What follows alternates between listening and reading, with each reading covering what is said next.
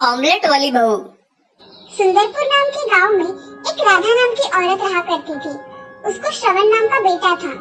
श्रवण की पत्नी का नाम था लक्ष्मी। वो तीनों खुशी खुशी रहा करते थे। श्रवण का मजदूरी का काम होने के कारण उसे काम ढूंढने के लिए दूसरे गांव जाना पड़ता था। एक दिन श्रवण का दोस्त राघव उसके घर पर आ जाता है। तभी लक्ष्मी उसे चाय देती है। श्रवण और राघव बातें कर रहे थे। अरे कैसे आना हुआ? अरे श्रवण, तुमने मुझसे 50,000 रुपए लिए थे, वो कब लौटा रहे हो? अरे मेरे दोस्त, जल्दी लौटा दूंगा, थोड़ा और वक्त दे दो। अरे मुझे भी पैसों की जरूरत है, मैं देखता हूँ। इस बार शहर जाकर मैं काम करूँगा तो मुझे ज्यादा पैसे मिलेंगे, तो मैं तुम्हारे पैसे पूरे चुकते कर दूंगा। ठीक है, मगर 1 महीने में लौटा देना। मैं देखता हूँ। इस बार शहर जाकर मैं काम करूँगा तो मुझे ज्यादा पैसे मिलेंगे, तो मैं तुम्हारे पैसे पूरे चुकते कर दूंगा। ऐसा कहकर राघव चाय पीकर अपने घर चला जाता है। तभी ये सब बातें दीवार के पीछे से लक्ष्मी सुन लेती है और उसको बुरा लगता है कि उसका पति बहुत कठिन परिस्थिति में है। अगले कुछ दिनों में श्रवण काम के सिलसिले में शहर चला जाता है। तभी लक्ष्मी अपनी सास से, माँ जी मुझे कुछ पैसे चाहिए थे। तुम्हें पैसे क्यों चाहिए बहू? माँ जी अब ये घर में नहीं है तो मुझे कोई काम भी नहीं है, तो मैं सोच रही हूँ कि मैं कुछ खुद का काम धंधा शुरू करूँ। विचार तो तुम्हारा अच्छा है बहू। माँ जी आप मुझे 3,000 रुपए दे दीजिए, मैं उसमें मेरा धंधा शुरू करूँगी। ठीक है, तुम कह रही हो तो ये लो 3,000 रुपए। धन्यवाद माँ जी, मैं आपके पैसे जल्द ही लौटा दूंगी।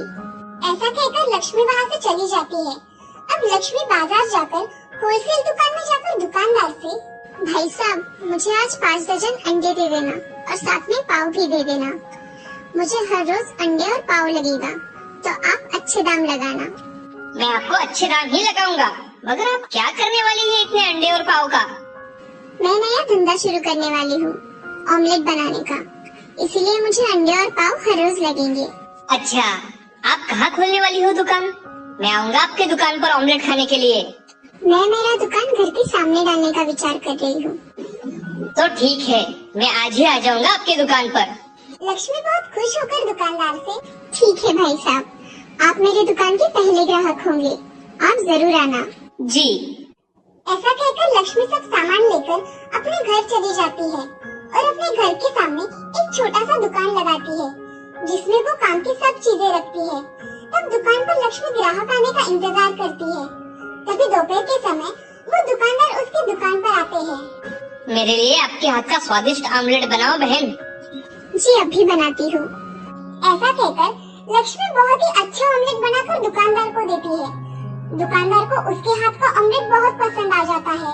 वो लक्ष्मी से, बहन तुम्हारे हाथों में तो जादू है, मैंने आज तक ऐसा स्वादिष्ट ऑमलेट नहीं खाया, बहुत टेस्टी है ऑमलेट। धन्यवाद, आप मेरी दुकान पर आए, मुझे बहुत अच्छा लगा। लक्ष्मी बातें कर रही थी, तभी रास्ते से जाने वाली 2 औरतें नया दुकान खुला देख उसे देखने चली जाती है और दुकान के पास आकर लक्ष्मी से, अरे लक्ष्मी ये नया दुकान तुमने खोला है क्या? हाँ मैंने खोला है, आप आइए ना, मेरे हाथ का ऑमलेट खाकर देखिए। सुमति और सुशीला लक्ष्मी की बातें सुनकर उसके दुकान में ऑमलेट खाने के लिए आ जाती है। आप यहाँ बैठिए ना, मैं अभी बनाती हूँ ऑमलेट। ठीक है, जल्दी बनाओ। जी अभी बनाकर लाती हूँ। ऐसा कहकर लक्ष्मी ने उन दोनों के लिए ऑमलेट बनाया और उन्हें खाने के लिए दे दिया। तभी सुशीला ने ऑमलेट खाकर बोला, अरे इतना स्वादिष्ट ऑमलेट मैंने आज तक नहीं खाया, तुम्हारे हाथ में स्वाद है लक्ष्मी।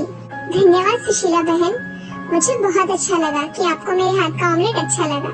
लक्ष्मी ऐसा कहती है और थोड़ी देर में सुशीला और सुमति लक्ष्मी के हाथ का ऑमलेट खाकर चली जाती है।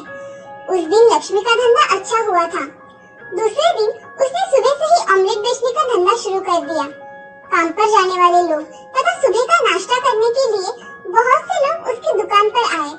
दुकान में इतनी भीड़ देख लक्ष्मी की सास डर गई और वो लक्ष्मी से, अरे लक्ष्मी तुम इतने ऑमलेट बनाकर कैसे दोगी? चलो आज मैं तुम्हारी मदद कर देती हूँ।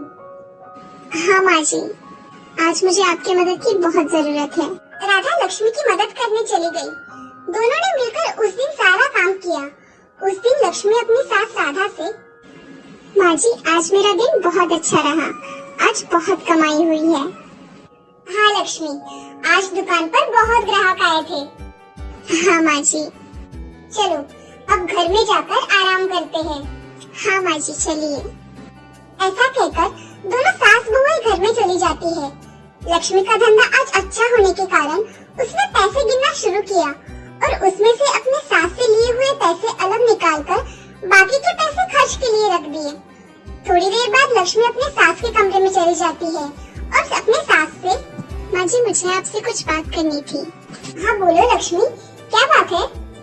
माँ जी आज मेरा धंधा बहुत अच्छा था, इसलिए मुझे आज मुनाफा भी बहुत हुआ है। ये लीजिए माँ जी, आपके 3000 रुपए। अरे बहू, मैंने तुमसे मांगे थे क्या? नहीं माँ जी, मेरे पास आ गए तो मैंने आपको दे दिए। ठीक है, अलमारी में रख दो। जी। ऐसा कहकर लक्ष्मी अलमारी में पैसे रख देती है और अपना काम करने चली जाती है। लक्ष्मी का धंधा अब बहुत अच्छी तरह से चलने लगा था। कुछ दिनों बाद दिवाली आने के कारण श्रवण अपने काम से छुट्टी लेकर घर आया था। सब घर में खुशहाली छाई थी, मगर लक्ष्मी को श्रवण उदास उदास दिखाई दिया। एक दिन लक्ष्मी श्रवण से, क्या हुआ है? आप घर पर आए हैं तब से बड़ी चिंता में दिखाई दे रहे हैं। कुछ नहीं लक्ष्मी, ऐसे ही सोच रहा था। क्या आप मुझे बता नहीं सकते? कुछ नहीं लक्ष्मी, थोड़ा पैसों का टेंशन था, बाकी कुछ नहीं। पिछली बार हमारे यहाँ राघव भाई साहब आए थे, तब उनकी और आपकी बातें मैंने सुन ली थी। आपको उनके पैसे वापस करने हैं ना? हाँ लक्ष्मी, मैं यही सोच रहा हूँ कि मैं उसके पैसे सारे कैसे वापस करूँ। मेरे पास सिर्फ 25,000 रुपए है और सर पर अब दिवाली भी आई है। लक्ष्मी उठकर अलमारी में से पैसे निकालकर श्रवण के हाथों में रख देती है और उससे कहती है, ये पैसे आप ले लीजिए, मैंने आपके लिए ही जमा किए थे। अब राघव भाई साहब को ये पैसे आप दे आइए। मैं ये पैसे नहीं ले सकता। जो मेरा है वो सब आपका ही है, इसलिए ये पैसे राघव भाई साहब को दे दीजिए। और रहा सवाल दिवाली मनाने का, तो बाकी के पैसों में अच्छी दिवाली मनाई जा सकती है। श्रवण को उस पर गर्व महसूस होता है कि उसकी पत्नी कठिन परिस्थिति में उसके साथ खड़ी रही। अब ये सब कमरे के बाहर खड़ी उसकी सास देख रही थी और मन ही मन बहुत खुश हो गई। अब श्रवण राघव के पैसे वापस करने के लिए उसके घर चला गया। अरे राघव, मुझे तुमसे कुछ काम था। अरे आओ ना श्रवण। तभी श्रवण राघव के घर में चला जाता है और राघव से, अरे राघव, मुझे तुम्हें कुछ देना है। क्या? ये लो तुम्हारे पैसे। मैंने देने में थोड़ी देर ही कर दी। अरे कोई बात नहीं, तुमने खुद से मुझे लाकर दिए, यही मेरे लिए बहुत है। अब मैं चलता हूँ, कल दिवाली है ना, बहुत काम बाकी है। हाँ चलो। ऐसा कहकर श्रवण वहाँ से चला जाता है और घर आकर देखता है तो लक्ष्मी और माँ दोनों बातें कर रही थी। लक्ष्मी, मुझे तुम पर गर्व है। तुमने किसी की सहायता ना लेते हुए खुद का धंधा शुरू किया और उसमें बहुत मेहनत की। ऐसे ही तरक्की करो बहू। हाँ माँ जी, मैंने सब अपने घर के लिए किया और आगे भी करूँगी। लक्ष्मी, चलो आज मेरी ओर से हम दोनों साड़ियाँ खरीद लाते हैं। जी चलिए माँ जी। तभी श्रवण वहाँ आ जाता है। श्रवण की माँ श्रवण से, अरे श्रवण, आओ यहाँ बैठो। हाँ माँ, कहो। मैं सोच रही हूँ तुम अब काम पर ना जाकर घर का ही काम संभालो। बहू का ऑमलेट का बिजनेस बहुत अच्छा चल रहा है, उसको भी मदद हो जाएगी और घर भी दिखना हो जाएगा। हाँ माँ, मैं भी यही सोच रहा हूँ।